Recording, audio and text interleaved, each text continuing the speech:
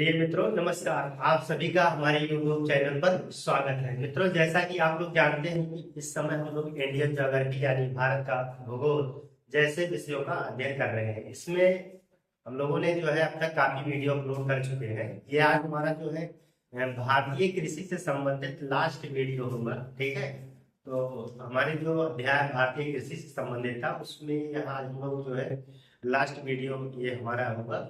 इसको आप लोग जो है देखिए, इसमें इंपॉर्टेंट चीजें हम लोग चर्चा करेंगे। ठीक है, तो इसमें आज हम लोग चर्चा करने वाले हैं झूम कृषि। ठीक है, इस कृषि से झूम कृषि, झूम कृषि को जो है स्थानांतरित कृषि भी कहा जाता है। ठीक है, तो अब झूम कृषि का मतलब आप झूमने मत लगिएगा कि कोई ऐसी कृषि आ गई है। झूम कृषि का मतलब होता है कि जैसे आपने देखा होगा, झूम कृषि से संबंध हमारा पूर्वोत्तर भारत के राज्यों से है। उस राज्यों में आप देखेंगे कि कृषि करने के लिए जो है प्रायः इस विधि का प्रयोग किया जाता है। इसमें जैसे वन क्षेत्र होते हैं, उन वन क्षेत्रों को जो है काट के जला दिया जाता है और वहां की जमीन को जो है साफ कर लिया जाता है। साफ करने के बाद जो है जब जमीन साफ हो जाती है तो वहां पर जो है कृषि किया जाता है। क्योंकि ऐसी भूमि जो है वो प्राकृतिक रूप से बहुत उर्वर मानी जाती है। 2-3 वर्षों तक लगातार उसमें जो है कृषि किया जा सकता है और लोग करते भी है। ठीक है, तो कृषि करेंगे, इसके बाद उस जमीन को छोड़ देंगे। ठीक है, छोड़ने के बाद पुनः जब उस जमीन पे जो है 2-3-4 वर्षों में पुनः जंगल जम जाएगा, पौधे जम जाएंगे, तो फिर उसी उसको जो है काट के जला देंगे और फिर जलाने के बाद फिर वहां की जुताई वगैरह करके जो है तब तक वो जो मिट्टी होगी वो पुनः उर्वरा शक्ति को क्या करेगी, प्राप्त कर जाएगी और फिर से जो है चीजें वही हो जाएंगी कि फसलों का उत्पादन वहां पे बढ़ जाएगा। ठीक है, तो इसी तरीके से एक स्थान से दूसरे स्थान पर ये प्रक्रिया करते रहते हैं। इसे जो है स्थानांतरित कृषि के नाम से भी जाना जाता है। और चूंकि इसमें काट करके वनों को जला दिया जाता है, इसलिए काटो और जलाओ कृषि के नाम से भी जाना जाता है। ठीक है, तो इस प्रकार से इसके नाम है। ये पूर्वोत्तर भारत के राज्यों में अक्सर देखे जाए। हालांकि भारत के बहुत सारे राज्य ऐसे हैं जहाँ पे झूम कृषि से संबंधित, लेकिन वहां पे उनके नाम जो है अलग अलग बताए गए हैं। ठीक है, तो अभी हम नामों को जो है यहाँ पे नोट कर देंगे कि किस क्षेत्र में कौन से जो है नाम उनके उल्लेखित किए गए हैं। ठीक है, तो आइए हम लोग जो है आज चर्चा करते हैं झूम कृषि पर। ठीक है, तो आज का हमारा अध्याय अध्याय तो हमारा वही है, भारतीय कृषि।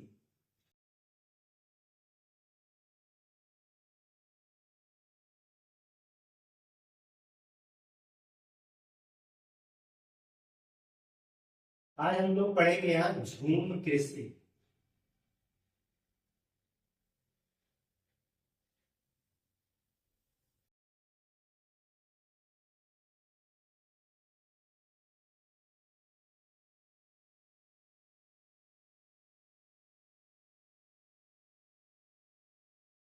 झूम कल्टीवेशन। ठीक है, तो आज हम लोग झूम कृषि के बारे में, हमने झूम कृषि के बारे में चर्चा कर ही लिया है।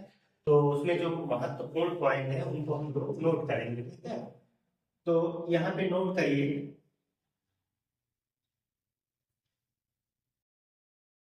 पूर्वोत्तर भारत में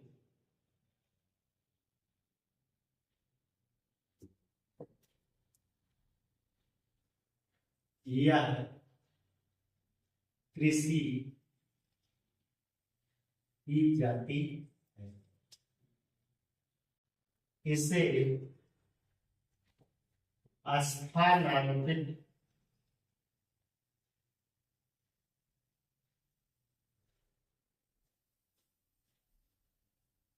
कृषि भी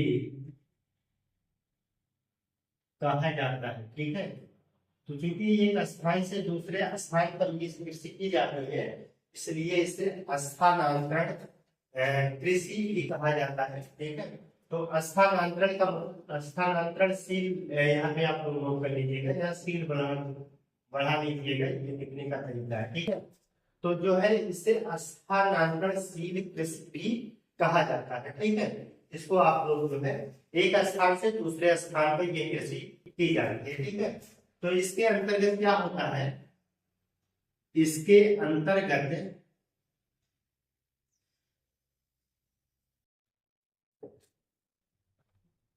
वनों को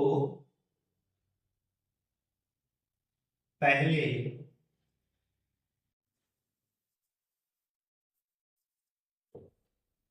काटा जाता है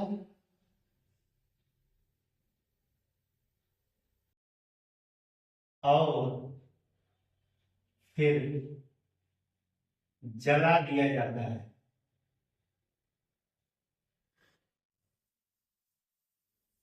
और फिर जला दिया जाता है, ठीक है। वन यहाँ पे क्या किया जाता है कि वन वाले क्षेत्र को जो है, वहां के क्षेत्र को पहले तो काट दिया जाता है, फिर जला दिया जाता है। इस प्रकार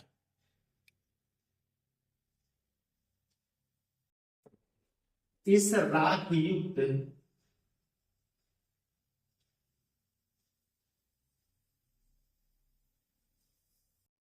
क्षेत्र में खेती की जाती है। इस राख युक्त क्षेत्र में जो है हर खेती की जाएगी, ठीक है। और इसमें जो है आप देखेंगे कि बाद में कोई उर्वरक नहीं डाला जाएगा। जब तक जो है प्राकृतिक उर्वरा शक्ति बनी रहेगी तब तक इसमें खेती किया जाता है, ठीक है। तो 2-3 साल तक लगभग जो है इसमें प्राकृतिक उर्वरा शक्ति बनी रहेगी और उसी उर्वरा शक्ति के द्वारा जो है फसलों का उत्पादन किया जाता है, ठीक है। यहाँ पे खेती की जाती है प्राकृतिक, यहाँ पे देख सकते हैं आप लोग, प्राकृतिक उर्वरा शक्ति के समाप्त होने पर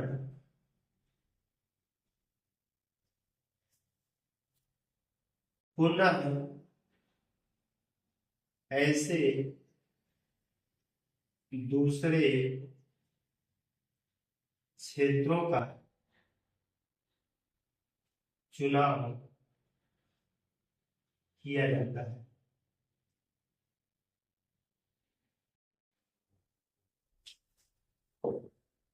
ऐसे मतलब इसमें हमने लिखा कि प्राकृतिक शक्ति उर्वरा शक्ति के समाप्त होने पर, जैसे 2-3 साल तक अगर खेती करेंगे तो वहां पर जो है वहां उस क्षेत्र की उर्वरा शक्ति खत्म हो जाएगी, ठीक है, या कम हो जाएगी, उतना फसलों का उत्पादन नहीं होगा।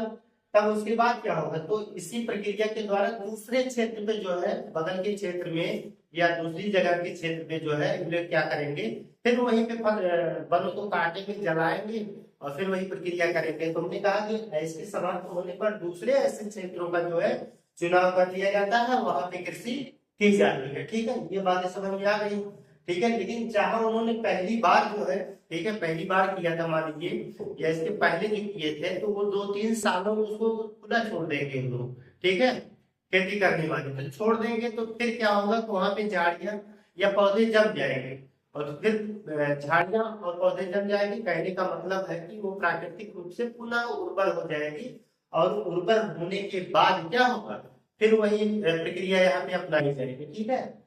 तो चीजों को समझ जाइए कि इसी चीज को कहा जाता है झूम कृषि या स्थानांतरणशील कृषि भी कहा जाता है। इसे जो है काटो जलाओ या बुश फैलो पद्धति भी इसे बोला जाता है, ठीक है। तो इसके और भी नाम है, नाम को आप लोग नोट कर सकते हैं। इसे काटो और जलाओ, इसे काटो और जलाओ तथा बुश फैलो पद्धति भी कहा जाता है,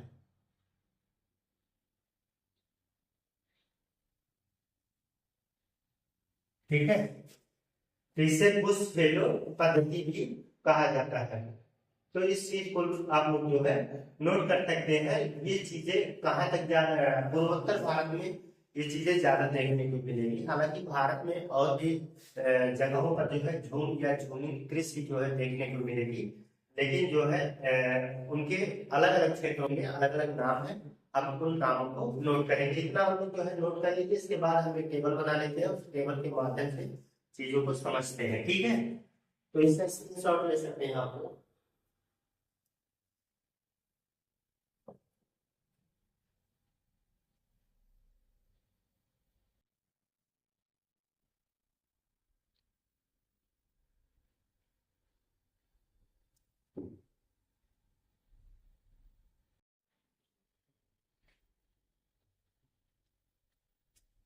भारत में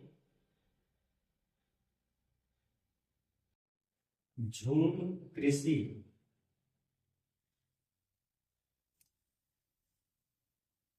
के प्रकार, ठीक है। जैसे आप देखेंगे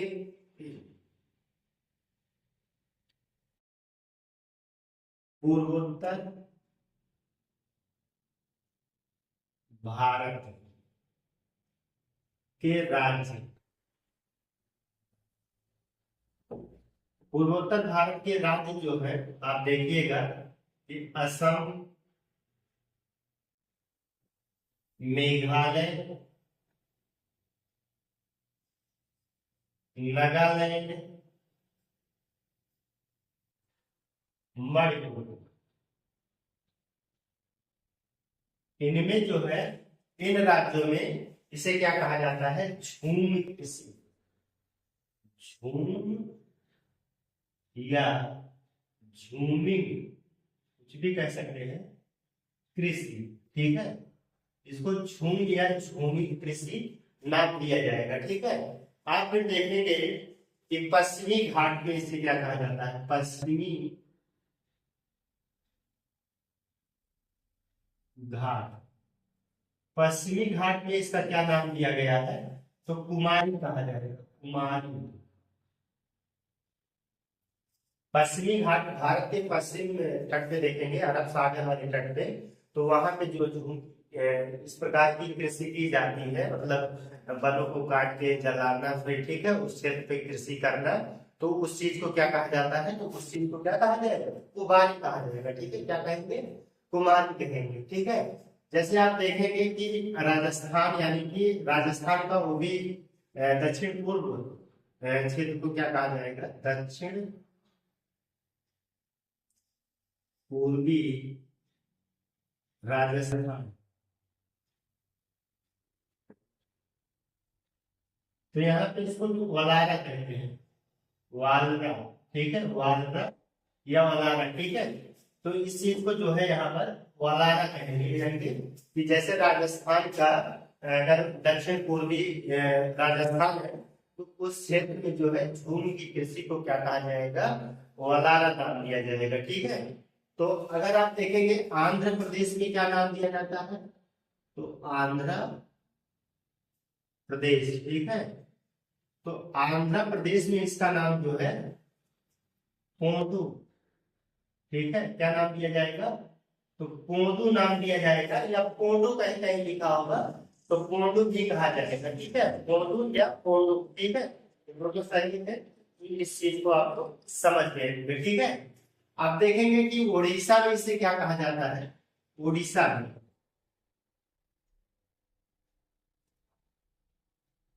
इसका नाम जो है पामाडावी, पामाडावी, ठीक है। केमान, वरीगा, वरीगा, ठीक है। तो वरीगा बोला जाता है इसको। तो पामाडावी, केमान, वरीगा, पामाडावी, केमान, वरीगा, ठीक है। तो केमान, वरीगा, इसको कहाँ नाम दिया जाता है, उड़ीसा में, ठीक है। उड़ीसा में जो है इसको पामाडावी, केमान और वरीगा नाम दिया जाता है झूम की कृषि को, ठीक है। आप मध्य प्रदेश और छत्तीसगढ़ में आएंगे, मध्य प्रदेश एवं छत्तीसगढ़, बेबर या बीबर लिखा होगा, बीबर या दाहिया, बीबर या दाहिया, ठीक है। बीबर या दाहिया इसको कहा जाता है, ठीक है। मसान कहा जाता है, मसान, मसान कहा जाता है। पेंडा कहा जाता है, पेंडा कहा जाता है। या इसी को जो है आप कह सकते हैं बीरा, ठीक है। क्या बोलते हैं? बीरा। इसे क्या कहा जाता है? बीरा कहा जाएगा, ठीक है। बीवर या बेवर करके आएगा, दाहिया आएगा, मसान आएगा, पेंडा या बीरा, ठीक है। तो इसका नाम जो कहाँ पे दिया जा रहा है? छत्तीसगढ़। लेकिन ध्यान रहे, छत्तीसगढ़ के बस्तर जिले में इसको जो है दीपा नाम दिया जाता है। छत्तीसगढ़ के बस्तर जिले में जो है इसका एक अलग नाम है, स्पेशली है, तो उसको पूछा जा सकता है। छत्तीसगढ़ में अलग से लिख लीजिए, छत्तीसगढ़, ठीक है। छत्तीसगढ़, वो भी बस्तर जिला। बस्तर जिला देखे नीचे है एकदम, बस्तर जिला छत्तीसगढ़ में। तो बस्तर जिला में इसे क्या कहा जाता है? तो आप जो है इसको यहाँ पे दीपा कहेंगे, ठीक है। क्या कहेंगे? दीपा नाम दिया जाता है। दीपा अलग से याद रखिएगा, ठीक है। या अंडमान निकोबार में क्या कहा जाता है? अंडमान निकोबार, ठीक है। अंडमान निकोबार में जो है इसका नाम भी क्या है? दीपा है, ठीक है। दीपा ही इसको भी यहाँ पे कहा जाता है। आप देखेंगे कि मणिपुर में जो है इसको पांगलू नाम दिया गया है, मणिपुर। तो मणिपुर में नाम लिख लीजिएगा इसका, मणिपुर, ठीक है। मणिपुर, मणिपुर में इसको पांगलू कहा जाता है, पांगलू, ठीक है, पांगलू। झारखंड में इसे क्या कहा जाएगा? झारखंड, ठीक है। झारखंड में एक नाम इसका दिया जाएगा कुरुल, कुरुल, ठीक है। कुरुल या पुरावा, पुरावा कहा जाएगा, ठीक है। इसे जो है कुरुल या पुरावा नाम दिया जाएगा। आप देखेंगे जो है मेघालय में एक अलग नाम दिया जाता है, मेघालय। मेघालय में इसको नाम जो है, इसका नाम दिया गया, ठीक है। इसे जो है बोगमा नाम दिया गया, बोगमा, ठीक है। इसे मेघालय में क्या नाम दिया जाएगा? बोगमा नाम दिया जाएगा, ठीक है। तो इसको जो है आप लोग याद रखिएगा, बड़ा ही इम्पोर्टेंट। देखेंगे कि जैसे अक्सर ये झूम या झूमी कृषि आप देखेंगे इस क्षेत्र में है, ठीक है। ये भी आपका जो पश्चिमी घाट वाला ये भी पूछा गया है, दक्षिण पूर्वी राजस्थान वाला ये भी पूछा गया है, ठीक है। तो ये जो है दीपा भी पूछा गया है, तो इस चीज को आप लोग याद कर सकते हैं। इसके बाद हम आइए हम कुछ विशेष प्रकार की कृषि के बारे में भी चर्चा करते हैं, ठीक है। भारत में और भी विशेष प्रकार की कृषि की जाती है, उनके बारे में हम चर्चा करते हैं। आप लोग इसका स्क्रीनशॉट जो है ले सकते हैं।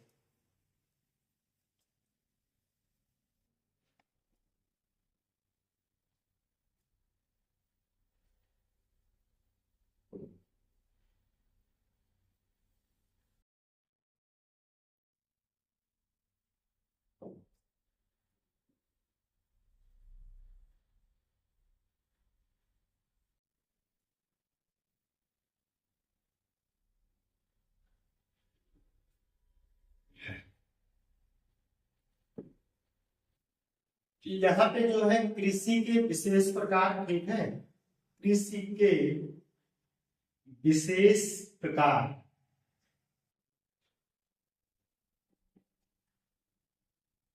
भारत में कृषि के कुछ विशेष प्रकार है, बहुत इंपॉर्टेंट चीज है, अक्सर यहाँ से परीक्षाओं में पूछा जाता है, ठीक है।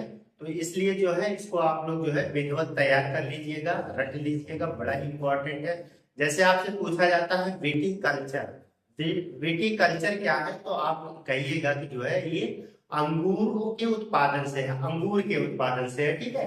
तो ऐसे ही नोट करने हैं, पाठ दृष्टि है उसको नोट कर लीजिएगा। जैसे आप यहाँ पे नंबर 1 करके लिख सकते हैं विटीकल्चर, विटीकल्चर। तो विटीकल्चर क्या चीज होता है?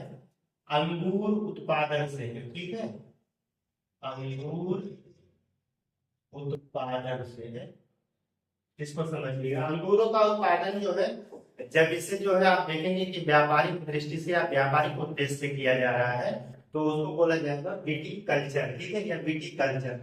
आप देखेंगे सेरीकल्चर, एक होता है सेरीकल्चर, सेरी कल्चर।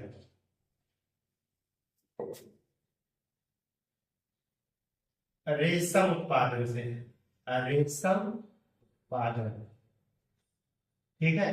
तो सेरीकल्चर का इस्तेमाल जो है, इस प्रकार की खेती जो है वो रेशम उत्पादन के लिए किया जाता है। किस चीज के लिए किया जाता है? रेशम उत्पादन के लिए। इसी तरीके से आप देखेंगे एपी कल्चर है, ठीक है। क्या है? AP culture, AP culture. तो ये क्या होता है? शहद के लिए मधुमक्खी पालन, मधुमक्खी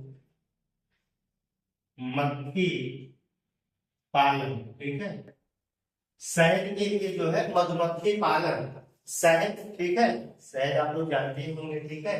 तो शहद के लिए मधुमक्खियों का पालन किया जाता है, तो उसको क्या बोलते हैं हम लोग? एपी कल्चर नाम देते हैं, ठीक है। क्या नाम देंगे? AP culture. इसी तरीके से आप देखेंगे हॉर्टिकल्चर, हॉर्टिकल्चर,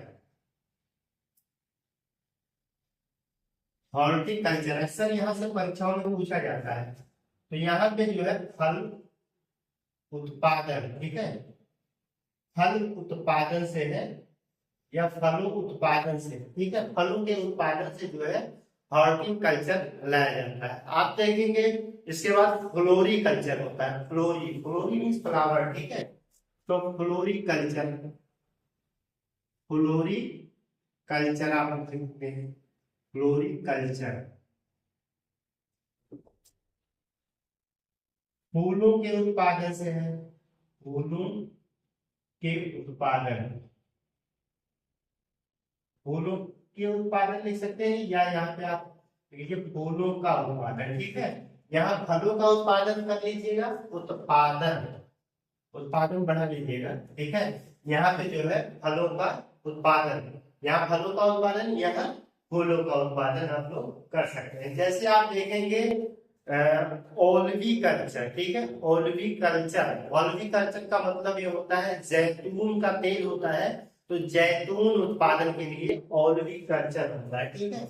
यहाँ पे आप लोग लिख सकते हैं ओलवी कल्चर, ओलवी कल्चर, जैतून उत्पादन, ठीक है, जैतून उत्पादन। आप देखेंगे होता है एरो कल्चर, क्या चीज होता है इसको देख लीजिएगा। एरो कल्चर, एरो से हवा होती है, हवा पे जो है हवा में जो है पौधों को उगाना, ठीक है। ये विधि क्या होती है? हवा में पौधों को उगाना, ठीक है। हवा में पौधों को उगाना,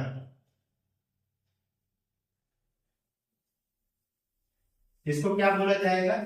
इसको बोला जाएगा एरोकल्चर, ठीक है।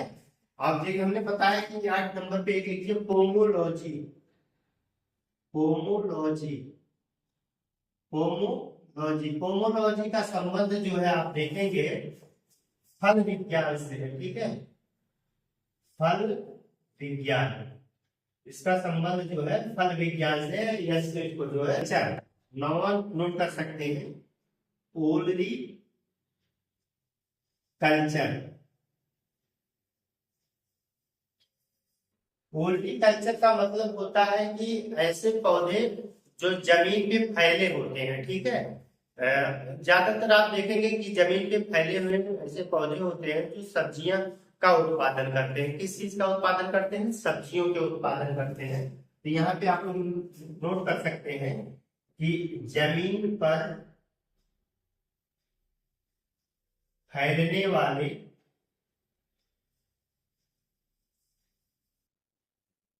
सब्जियों के पौधे, जमीन पर फैलने वाले सब्जियों के पौधे जो है आप देखेंगे कि उनको बोला जाता है ओलरी कल्चर। आप देखेंगे कि होता वर्मी कल्चर। वर्मी कल्चर का मतलब होता है कि केंचुए पालन, ठीक है, केंचुए पालन। तो वर्मी कल्चर भी नोट कर सकते हैं आप लोग, वर्मी कल्चर,